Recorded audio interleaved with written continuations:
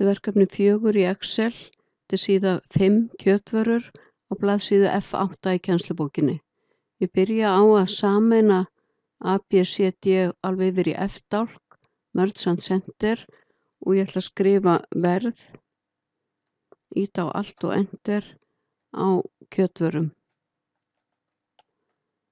Þá get ég haft fyrirsögn í 2 línum af því að ég ýta á Alt og Enter og eftir orðinu verð.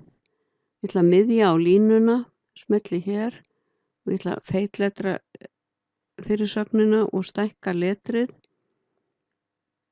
16 punkta og ég ætla að hafa hvíta stafi og svartan bakgrunn.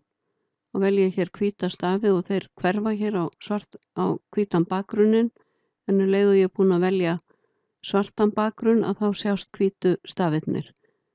Muna það, ef þið ætlaði að setja fyrirsögn eða texta í 2 línur, þá má dálkurinn ekki vera það breiður að textin komist fyrir í línunni, en það er hægt að stilla þannig að ef maður vill að ýta á Alt og Enter og eftir þar sem maður vill að línuskiptin komi. Og ég ætla að vista.